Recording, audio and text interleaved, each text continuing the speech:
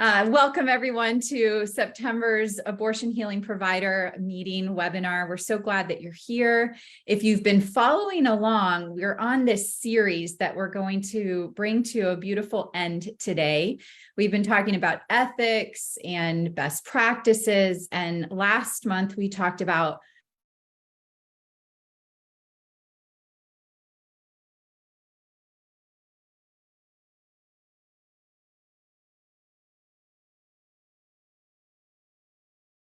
Lisa, you're on mute. There you go. Somehow I got muted again. Everybody could hear me and then not. I don't know where we left off. So let's start again. My name's Lisa Rowe. I have the honor and privilege of serving as the CEO for Support After Abortion. I want to welcome you to September's webinar. We're really glad that you're here. You're amongst friends. If you have not been here before, you'll see the chat. It's already blowing up with people saying hello from all over the country, all over the globe, really, with a heart for people who've experienced abortions and are seeking to help them find the hope that they have lost as a result. Lots of different experiences here. And at the end of our webinars, we usually have an opportunity to chat, ask questions, and engage. But without further ado, I want to kind of bring us to where we are today. And we are concluding a series today that we've been going through for about 4 sessions now, 4 months, where it started with ethics. And last month, we talked about what does it look like to have ground rules. Many of you said, I don't have ground rules, or the ground rules I do have, I struggle to implement. Some of you had amazing things to say about the ground rules that you implement. But there were some areas that you really called to our attention as places that you struggle in. And so today, with the help of Greg and Heidi, my colleagues, we are going to bring these 4 areas that you illuminated to us last month to light. We're going to talk about best practices. We're going to bring some fun to it so that you can maybe see yourself or not as a facilitator in this conversation. But we wanted to bring this to life. What does it look like to really be a facilitator in action in these 4 specific areas? So hold on to your seats. We're going to have some fun. But before we do, I want to kind of introduce these topics for you so that you have an understanding of what we're going to be bringing to light today. So the first topic that you really wanted to know more about, or that you struggled with, was those clients that monopolize the conversation. So those clients that talk a lot, have no understanding of who's in the group with you. Even if you say we have 30 seconds to share a high and a low, they take 3 minutes. Or perhaps when somebody else is sharing, they don't even realize that they're interjecting halfway through the person's share, and they take over the group in that way. You ask, how do I deal with that? That's a big issue in the groups that you're leading. So there's that. The second area that you illuminated for us was the people in the groups that are offering advice. This could be the facilitator too, so don't get me wrong. All of these could be on either sides of the fence. They could be your clients or they could be your facilitator. But we're going to talk about what does it look like to give advice. We mentioned in one of our webinars that I leave the box of tissues, if we're having an in-person group, in the center of the group. And I tell everybody that those tissues are there, that you can help yourself to those tissues, but nobody is responsible for giving you a tissue. And the reason for that is because we're learning in these groups how to help ourselves, how to walk through things and ask for the things that we need, rather than people being distracted and giving us a tissue when maybe we're not ready to receive that tissue. This also goes with people that say, I had that same situation and this is what I think you should do. Or, kick that guy to the curb. He is trash, right? Or it could be as innocent as the group facilitator giving a look, right? Like a judgment look. And in that look, the client could receive some sort of judgment, some sort of interpretation. So that was the second area that you brought to our attention. The third were the members that aren't attending sessions, right? We had some discussion about, do we let people attend off video if we're doing virtual sessions? Do we let them attend by phone? What if they come to one group and not the next group? How do we handle those? And you guys said you struggled a lot with those that don't come to group. So we're going to demonstrate how we suggest you handle those in the future. And then the last topic that we're going to approach today is filling silence. So this can happen again on both sides of the fence. It can happen from the facilitator who's really uncomfortable with silence, letting somebody process through their feelings, think through their thoughts, and it's quiet. And how do we let that quietness be what it is? A space to breathe, a space to think, a space to not be distracted. And the same goes for the group members. Oftentimes they're not familiar with that kind of quiet, that kind of silence. And so how do we help our group members not fill that silence too? So we're going to talk about those 4 topics in role play form. And we're going to offer you an opportunity after each of the role plays to kind of digest what went well, what didn't go well, what you observed, as a way of kind of really seeing that we're not alone on this journey, that, gosh, I've been in some really, really interesting places in my facilitation journey, as I'm sure you have. Maybe some of you are scared of these places, so you're not leading groups altogether because you're worried these things might happen. Wherever you are on this spectrum, I want to invite you into this place to let you know that all of us are not perfect. And we've all had to venture through these odd places and grow our wings, if you will, to be able to be better facilitators and sit with the clients that we're called to serve. So what we're going to do right now is we're going to offer you the questions inside of the chat box so that you can get really mindful of what it is that you're looking for. And before we do that, Kylie's going to come back on. You answered some questions on the survey, so we kind of have an understanding of where the facilitators are on this call today. And she's going to share the feedback with us, so we just have some understanding of who's here. Go ahead, Kylie. So in our attendees today, we asked a couple of questions. The first one was, have you facilitated less than 5 groups?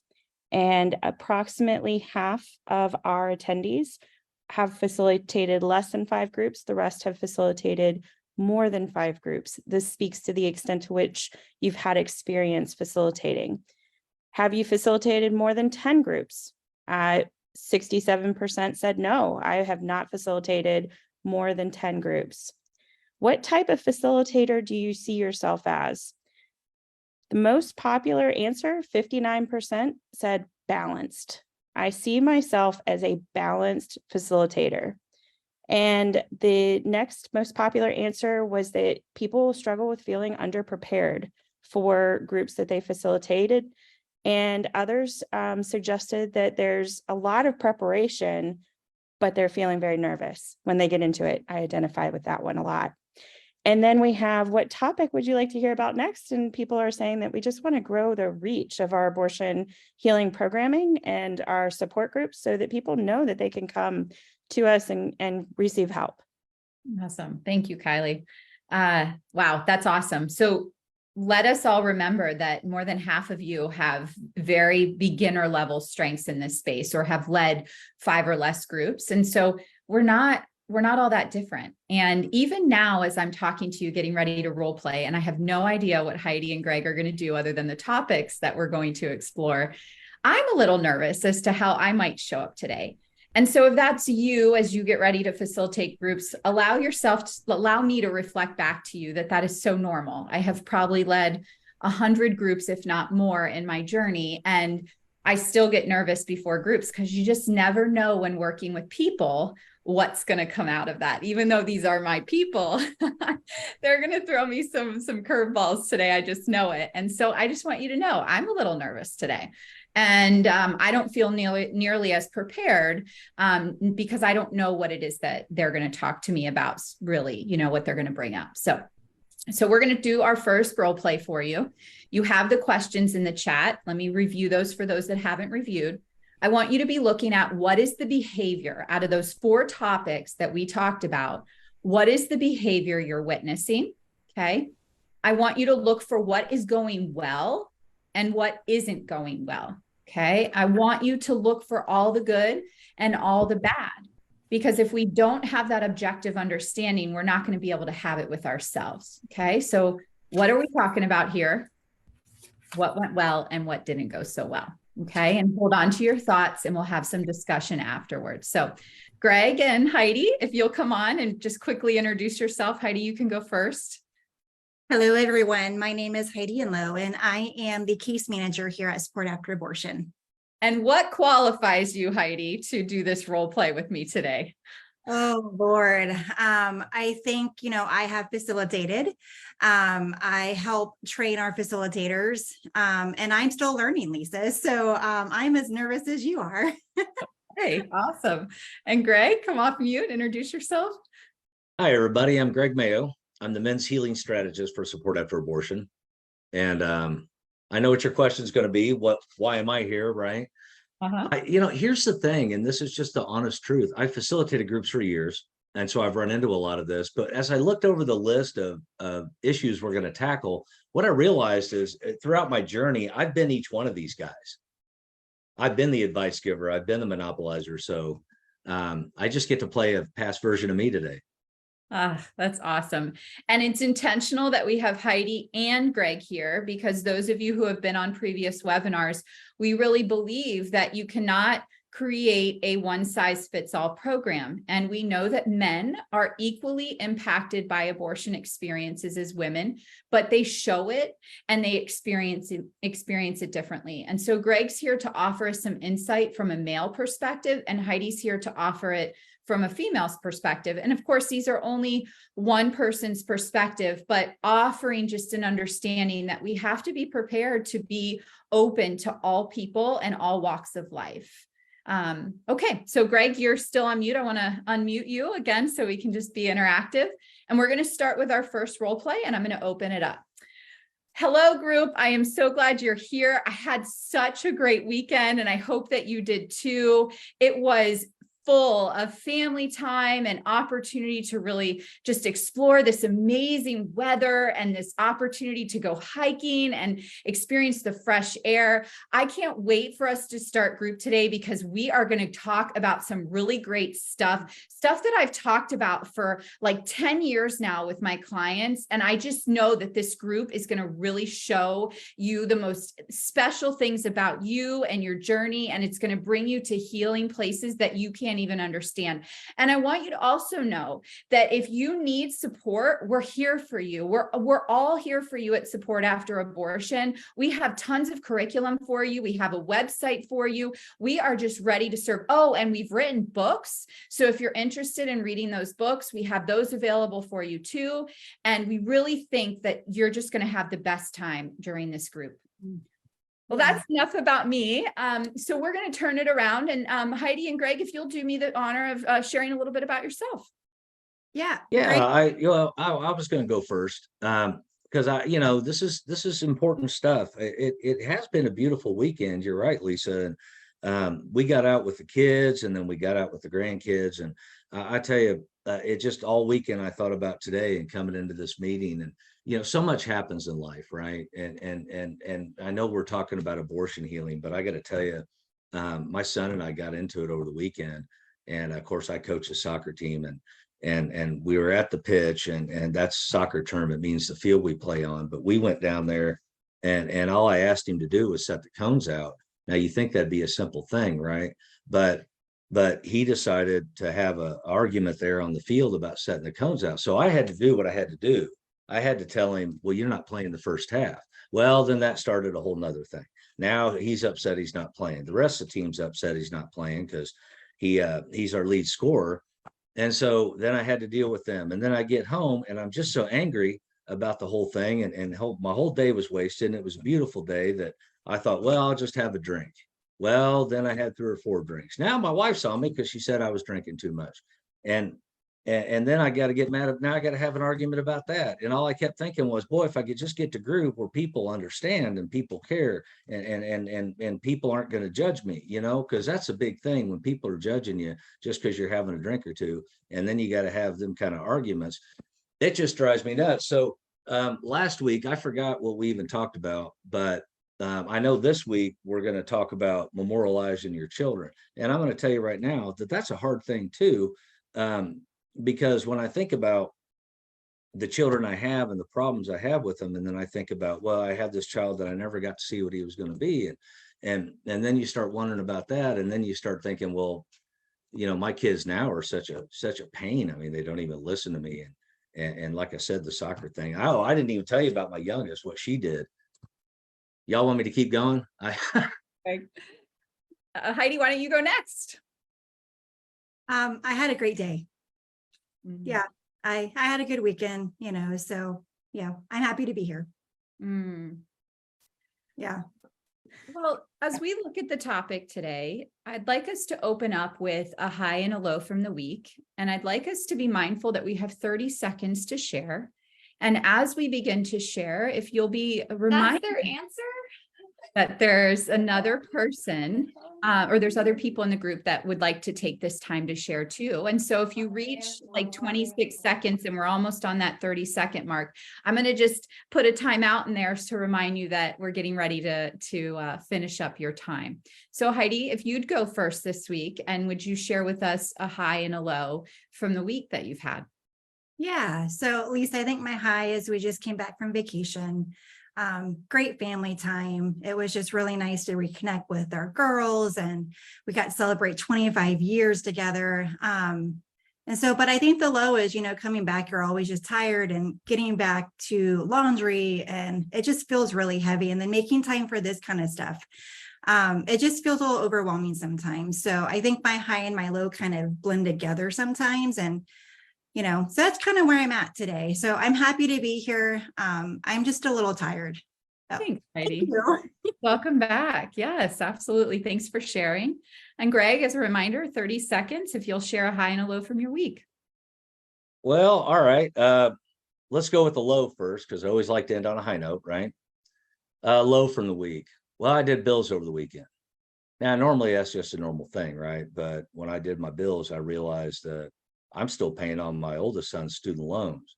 Now, it ain't my job to make sure he gets college education, but actually, and he didn't even finish. So that's the thing. So I'm sitting there paying student loans on somebody that didn't even finish college.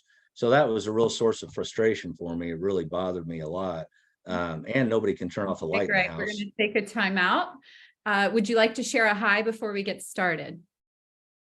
Yeah, I went fishing. Awesome. Well, thanks for sharing, guys. Let's get ready to start group. Do you have your books available? Okay, we'll stop here.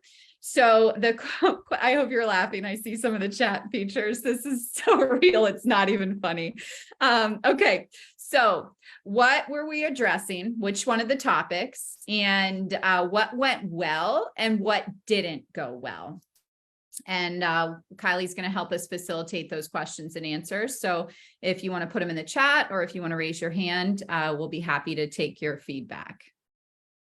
I think we all just are going to begin with recognizing how easy that was for you, Greg. It just came so naturally. I feel complete. What was fantastic was seeing people enter in the middle of the role-playing session and just reminding everyone that we are here role-playing. So it does not appear that we have any questions. You all demonstrated perfectly monopolization. It felt very realistic to our attendees at this webinar today.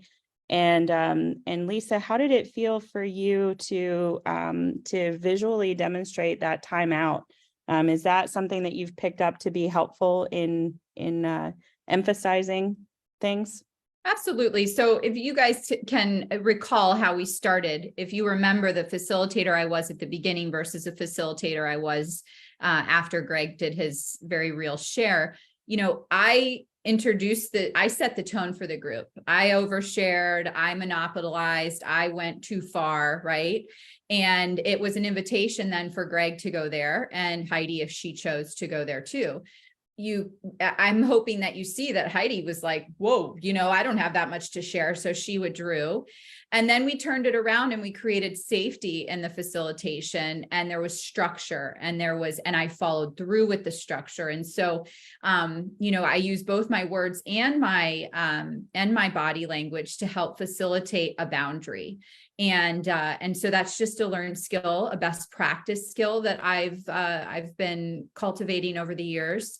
And I strongly recommend that you have something like that, whether it's a baton that you pass after your client's done sharing. Some people use a timer with the trickling sand in it. There's all sorts of different ways to mark the end of a share, but I recommend having multiple ways to do that.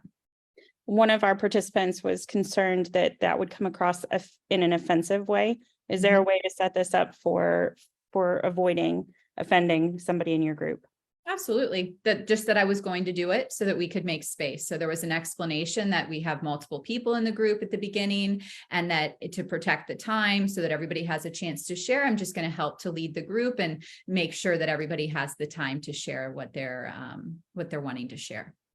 Marianne is sharing that that you spun the intro as a great day, and I'm not sure everyone was going to have a great day. Right. That's so true. You're the facilitator. You make it crazy, it probably will be crazy. Yeah, it also sets a tone for the group that may not be what everyone in the group is feeling, right? Mm-hmm. So how do you, what can you give us an example of a good way to introduce a group? Yeah, absolutely. We want to make sure that we're focused on the group, not ourselves. And so we do want to open up with warmness. And so you would introduce yourself, then you would introduce the group, and then we would enter into discussing the goals for the group that day, and then the ground rules for the group that day. And then the consistency of the facilitator flowing through that is most important. Great. Mm-hmm. It looks like everyone is ready for the next topic. So I'll go on mute. Okay, awesome. All right, Greg, Heidi, you ready? You're off mute. Heidi, you're on mute. You're still on mute. Okay, there we go. Okay, so we're not going to tell you the topic. We're just going to jump right in. Again, we're looking for you to figure out what it is that what behavior we're executing here, what's going well, and what isn't going well. So guys, we're talking about key number 2 today, and we're really just getting to the place where we're understanding that we have feelings related to our abortion experiences. And so Heidi, as you reflect on key 1 and the homework we did, and we enter into key 2, what kinds of feelings did you realize that you have related to your abortion experiences? Yeah, I think for me, Lisa, I'm realizing that I have just some resentment.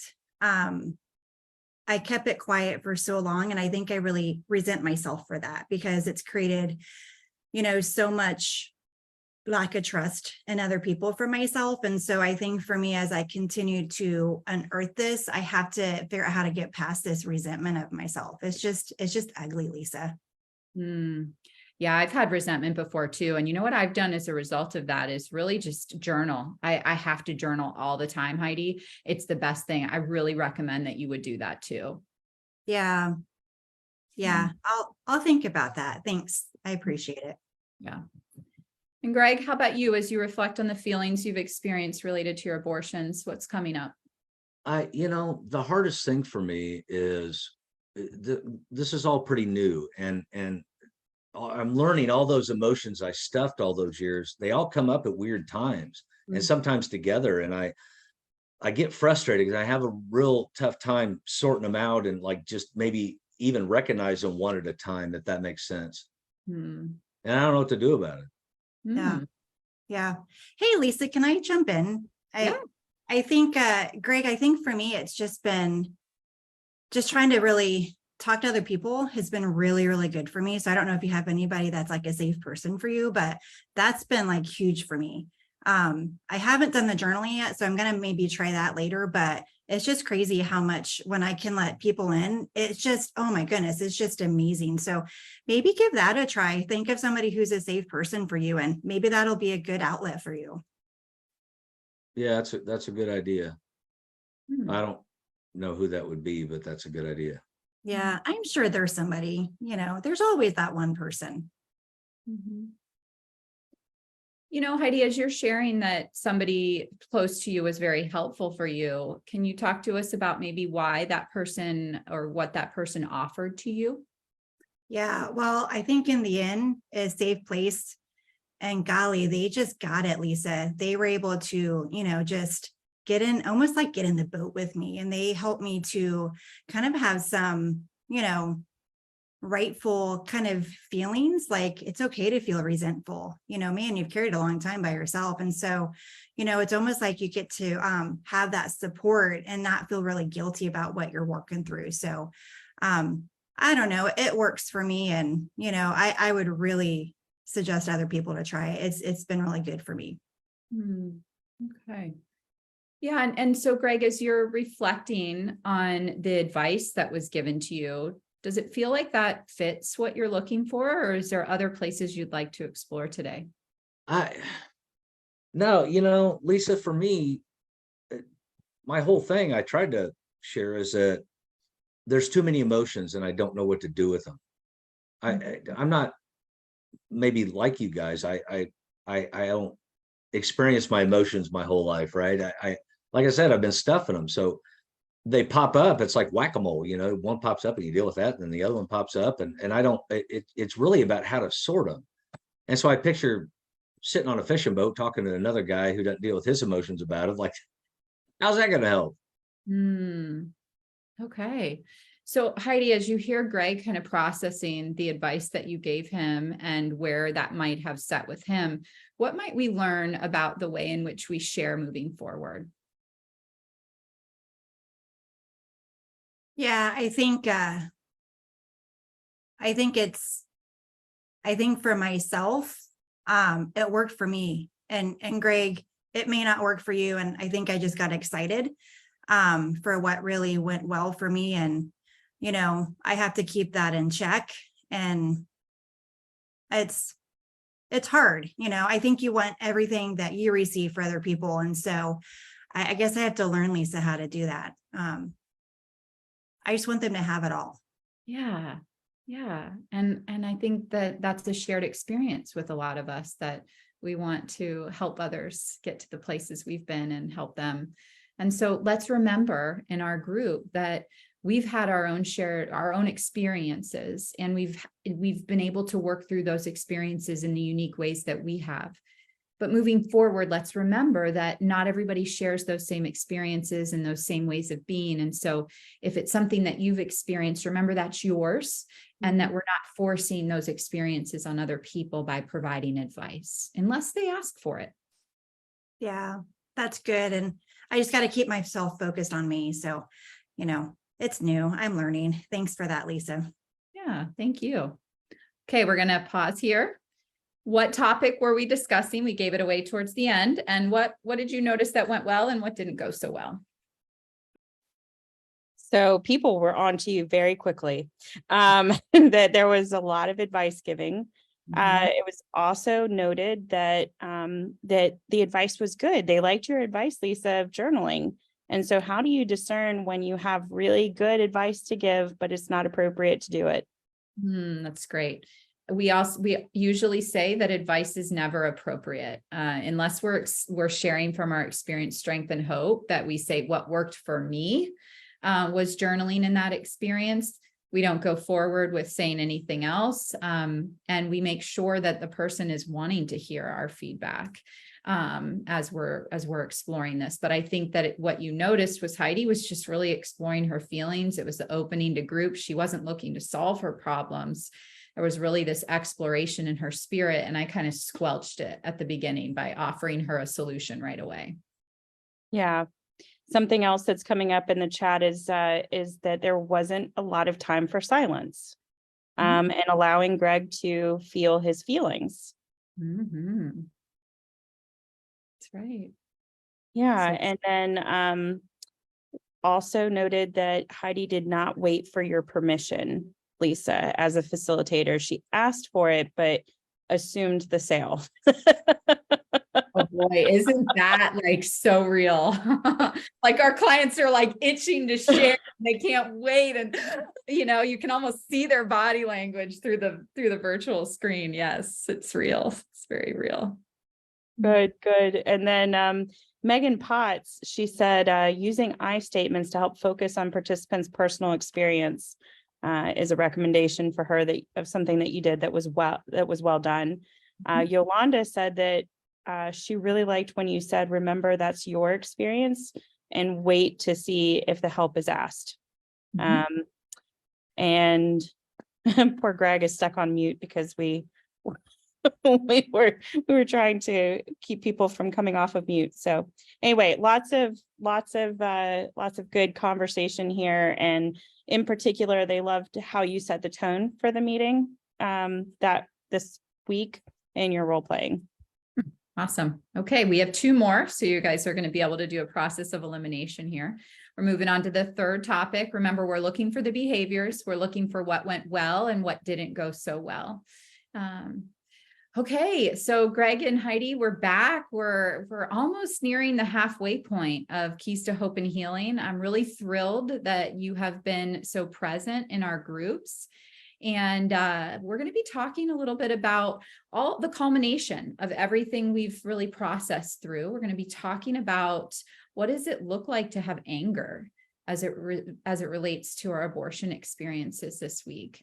And so, Greg, will you get us started? What does it feel like as you reflect on the anger and the experiences related to your abortion? Well, what I've learned is anger is the first thing I felt that I could identify. Mhm. First, I was angry at her for having the abortion, and then I was angry at myself for not doing anything to stop it. But as I've processed through it during these sessions, Lisa, what I realized is that fear is behind the anger. Mhm. And I think that's true most of the time. Mhm. Fear and regret, right? Mhm. Okay. Thank you for opening us up with that share. And Heidi, how about you? So I think anger is something I'm having to learn to do, because I think anger, you connect to really bad people. And so I think that's something I'm really having to work through. I don't want to be angry at the people that I love. But the fact is they didn't support me. They weren't present for me, so it's scary to let yourself feel the anger and to feel like a bad person doing it, so it's been uncomfortable for me, Lisa, and I don't think I've Hey, got. Heidi, just a second. Greg's gone off screen. Hey, Greg, are you there? Greg? Greg? Are you having issues with your technology, Heidi? No, I'm not. Huh. Greg, are you there?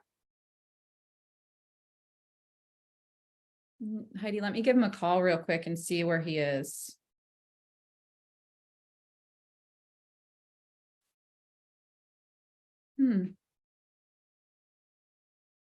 He's not answering.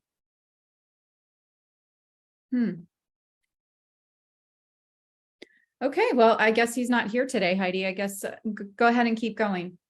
Yeah, I think I'm done, Lisa. It's just kind of been my journey with anger right now, so it's just been a process. Okay. Well, as you talk about the process of your anger, and as we really look to reflect on maybe how that anger has shown up in your life, what can you see now after reading the chapter? It's just going to take time. I think that's really just time and patience with myself. And so, but yeah, I think that's about it with that. So yeah, it's just been hard. Okay. Well, Heidi, I'm going to take a moment. It looks like Greg has gone off screen, and we do have the policy that we make sure that we're safe in this group. And so I'm going to just make sure that I'm going to check in with him. And if he's not available, we're going to take him out of the group so we can continue our group safely. Okay. And I would remove him if I could, but I don't have that capacity. So Greg is removed, Heidi. So it's just the two of us now. I'm sorry for that distraction. And how are you feeling with that distraction that just took place? Yeah, it caught me off guard.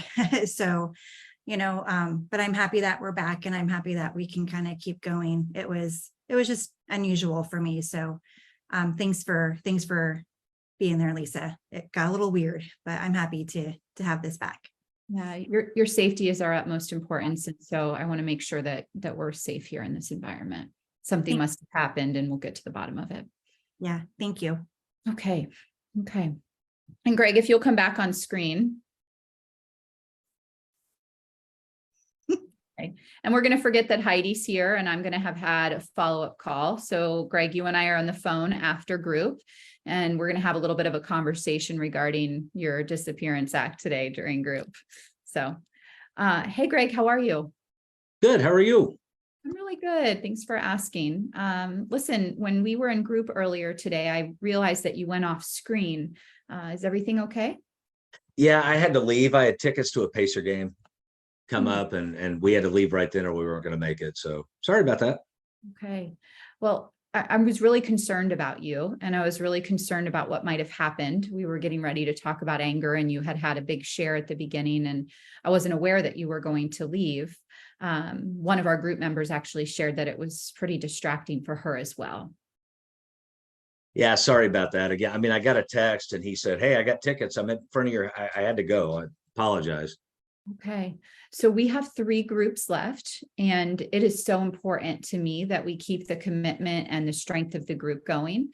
In order for us to keep that trust inside the group, can I ask for your commitment to finish out the sessions without leaving unexpectedly again? Yes. Yes, Okay. I apologize. Thank you. Thank you very much, Greg. Your participation is important to us, and we really missed you this week. Mhm. Okay, so what was the topic, and what went well and what didn't go so well? I think people immediately got the topic. They are ready to brawl on behalf of Heidi. She was just about to share something really important. Just a reminder, this is pretend, everyone. Just keep checking those feelings. So people noticed how rude Greg acted in this role-playing scenario. They were very encouraged by the way in which you led the group and by the way in which Heidi was really starting to dig into something important and meaningful before Greg so rudely left.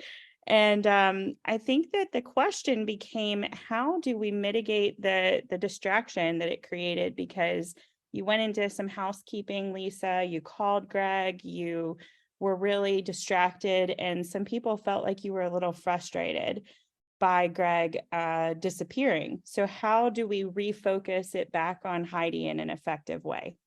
Mhm. So take 2, if you will, after I checked in with Heidi, and I would have done it the second way for a best practice is acknowledge his absence, make an attempt to connect with him briefly, and then exit him from the group, and then go on with the group as much as we can, and with the check-in with Heidi. Great. People are saying that they're learning a lot through this. We're right there with you, feeling this in real time. So let's get to the next topic. Okay, last topic. Here we go. Greg and Heidi, I am thrilled to tell you that we have reached group 5, Keys to Hope and Healing. Last week, we had this opportunity of really memorializing our children lost to abortion, and you both brought some amazing experiences to light. How has it been since we had those conversations? And Heidi, if you'll start us off. It's just been really hard and good all at the same time, Lisa. It's just, I don't know if that's normal, but it's just been a lot of tears, a lot of reliving some stuff, and it's just been good and bad all at the same time. But I'm really happy, if that makes sense. But yeah.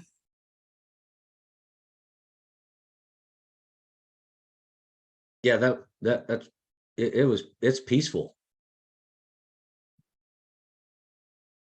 You know, going you do all that work, and then you do the memorial thing, and then it's like a weight lifted off or something. Like you feel better in a way you didn't know you'd feel better because you didn't know how bad you felt. Mm. And it's really cool that you get to do it with other people, and that shared experience, you know, not having to be alone anymore. Hmm. I like to think of it as almost like a new community. That's what it feels like, of people experiencing the same healing and so on. So Greg, if we paused for a moment, let's say 30 seconds, and really reflected on what it means to be alone and what it means to be in community, and come back in 30 seconds to really share the difference that you're sharing. I think that could be really beneficial to the group to really reflect with you for that time. So I'll bring us back in 30 seconds. Let's just really sit with that.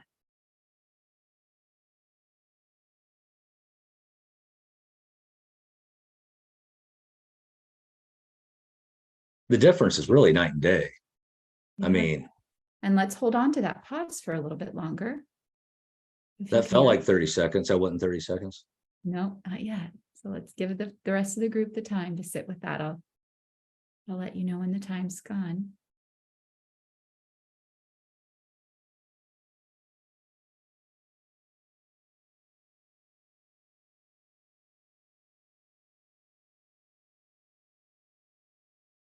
Hey, Greg. What was hard about that for you to sit in that reflection space? I don't know. I feel very off balance right now, Mhm. uncomfortable. And I felt like that all day. I don't know why. Okay. Thank you for trying to sit in that reflection space. And I'm going to go to Heidi. Heidi, what did you learn in that reflection time? Yeah. So Lisa, alone and community, golly, carrying secrets is just, you may have all the people in the world around you, but you are so alone. And this group is just, it's what Greg said, it's create a community. There's no more silence in this secret. It's just really hard to put into words. And I just really want to be able to share it. It's just,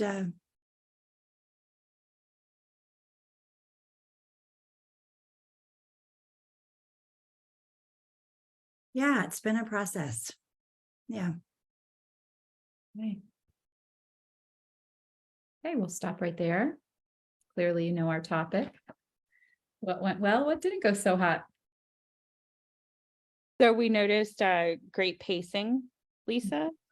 Your body language and the speed with which you spoke during this particular session created a kind of a tone of silence. People enjoyed the way you redirected Greg back into silence and made it comfortable for everybody. Greg, you did get one kudo for being succinct when you did speak. They're still mostly mad at you over what you did last time. And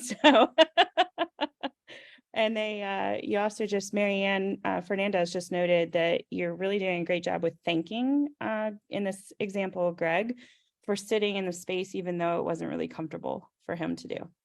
So Awesome. lots of great highlights in this, and loving the pause. Mm-hmm.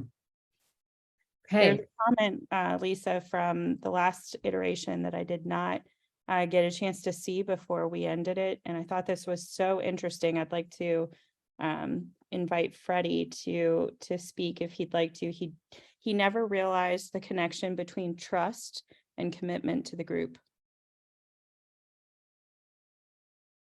And how those hold hands with each other. Freddie, would you like to come off mute? I know I'm calling you out. Sure. Can you hear me first and foremost? Yes. Hey, Freddie. It's really big. Well, I do sidewalk advocacy for life here in Miami. I think some of you might know Linda Fernandez. Well, now she's Fairwear. She got married in April. She's a good friend of mine. Anyways, this has been huge because I think I need this training for the sidewalk advocacy for life, and God willing, I am discerning if maybe I'm called to become a support after abortion volunteer. But the word trust The reason why it stood out to me so much is because I do have kind of a concern when it comes to young adults, people my age, in the early 30s, whether it's church groups, young adult ministry, or the ministry I'm part of.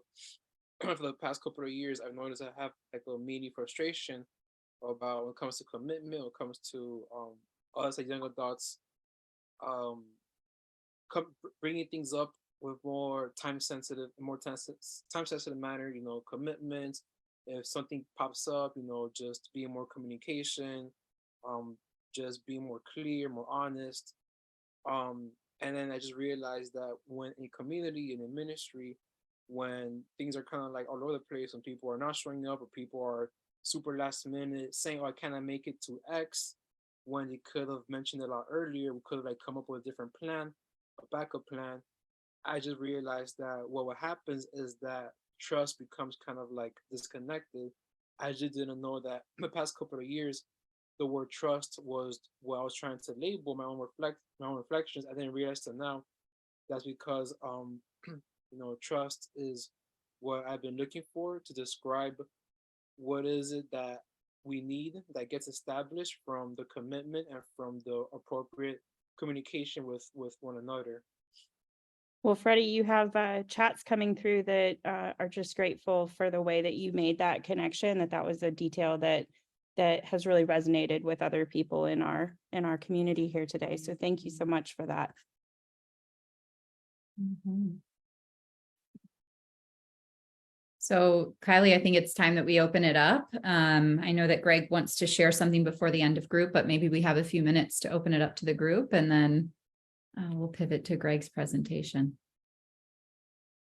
Yeah, so please raise your hand in the chat or come on live to share with us anything that really sparked your interest, something that you might even adopt the next time that you facilitate a group, something that came up for you today as something that perhaps you were wanting to work on.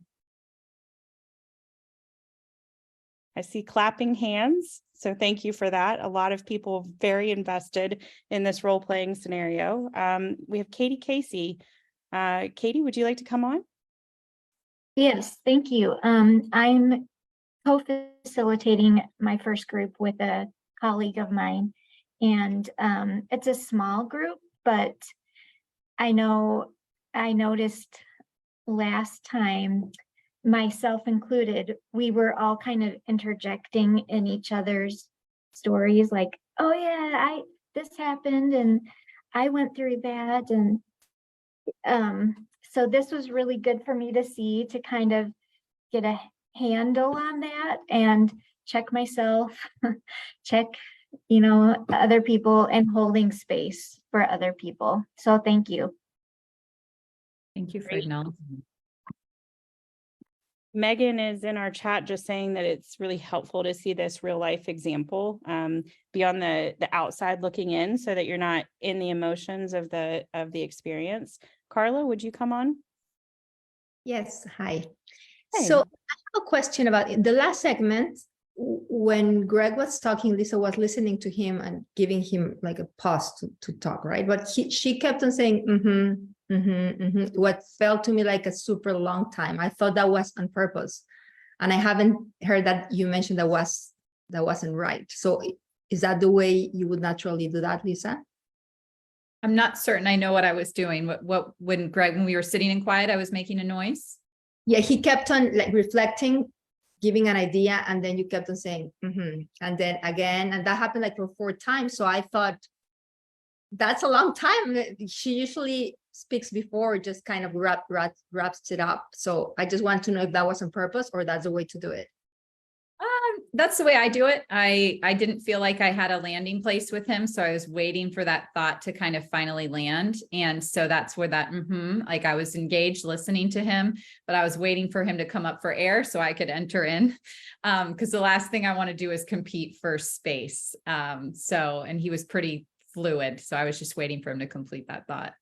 Okay, thanks. So we have Maria indicating that she is going to incorporate the silent moment into her group, that was very timely for her to hear about this.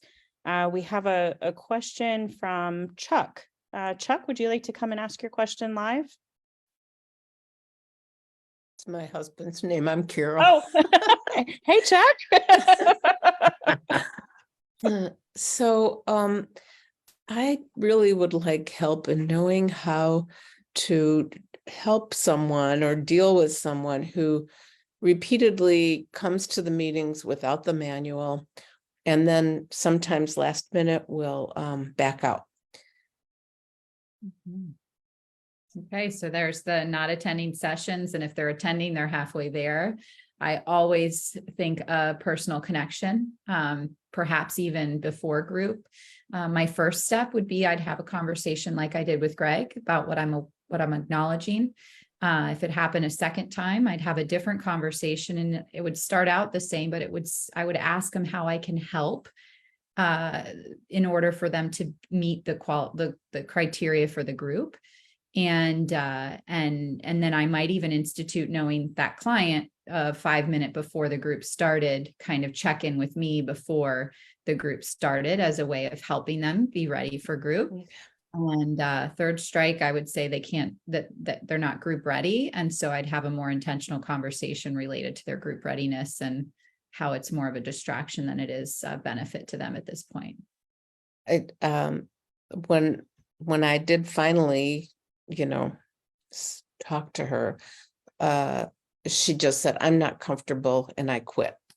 So, I mean, I felt like I maybe didn't ask her the right way or whatever, I just kind of felt like, oh, maybe that was a failure, but it might not have been, she might not have been ready for the group anyway. Yeah, absolutely. I think all of the data points say with her behavior that she wasn't ready. Okay, thank you. Yeah. And going back to the silence, Kylie, while we're waiting for the next question, the group that we were leading had somebody like Greg in it. There are some amazing groups that don't need pauses for silence because there's very reflective individuals in the group. But when you have people like Greg in the group, it's a wise choice to institute these things for the good of the group, more for Greg, but for the good of the group, to have these pauses. So for the people that are in the group, they have those spaces. So just something to think about, that yes, it can be a group dynamic thing that you do all the time, but I specifically instituted it because Greg was not able to sit in that quiet space and reflect. That's a great point. Thank you for bringing that to our attention, because sometimes we do think of the corrections as being the norm, but really you're just trying to demonstrate how to adjust the tone of the group, adjust the behaviors of the people in the group. Deborah Tilden said, I let clients know they get out of the group what they put into it. Timing is everything. Making sure that they have life space to make the group study a priority in their lives is really important. So without further ado, I think we're going to introduce the real Greg, who is very patient and kind, normally everyone, and let him share some really exciting news. Yeah. So yeah, that was a character, people. Okay. I love you all. Anyway, we have now, after months of work by our entire team, we have ready videos for facilitator training for men's Keys to Hope and Healing. Now, this is for the secular version of Keys to Hope and Healing and the English version. But we're so excited, y'all, to have these videos finally available, to have this course finally available. It's 6 sessions, just like the group is, but it really walks somebody through how to effectively and appropriately facilitate Keys to Hope and Healing for men. Kylie has shared her screen. You can see it's available for you to download. It will be available on Bright Course as well. But we look at this as a culmination of a whole lot of work by a whole lot of people to make available the opportunity for men to be able to facilitate Keys to Hope and Healing, to train up men. So it's a great project. I'm all excited and flustered because it's been a long time, and to see it in front of me is just super exciting. And to see it roll out and to see guys start training to facilitate and rising up is just an amazing thing. So yeah, pretty cool. The Freddies of the world, as you're discerning your calling toward facilitating, this is a great first step where you can go on our website, supportafterabortion.com, go to Healing Providers, Provider Training Center, and you'll see Keys to Hope and Healing for Men. And in this setting, you'll be able to, for free, log in and create a profile with us, where you'll be able to enter into our university model, have all of the tools that you need at hand, the facilitator's guide and the booklet. And then you'll be able to go through not only watching videos, but taking quizzes to make sure that everything is really coming into clarity and making a lot of sense. So you'll have the experience of what the clients see, and then you'll be guided through how to facilitate each key one by one by one. And one of the things that we know is that we have to very rapidly grow capacity for men's healing. The need for men to be able to serve other men with healing is a great demand. And Greg is a huge proponent of equipping men to be ready to serve. So please make use of this, and it is free, and Greg is available to coach you individually or as groups to answer questions, as you experience a group and experience this training.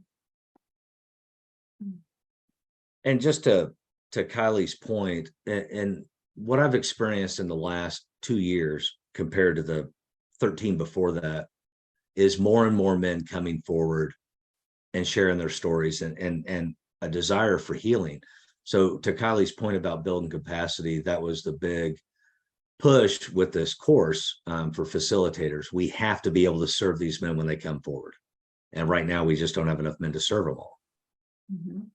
And as a previous pregnancy center director, we didn't have enough men to meet the men in our lobby. And a group like this on video through Bright Course is a huge asset if you're facing those same issues. Mm-hmm. And as Kylie said, we have a coaching program for facilitators. Karen Barbito and myself work with different groups. If you want to work through the course together, if you have questions about it, I come from the perspective of somebody who's been on my own journey, and I've learned some stuff, and I'd be happy to share what I've learned.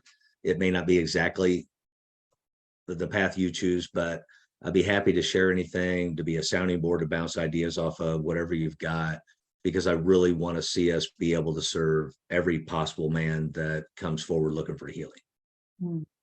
Awesome.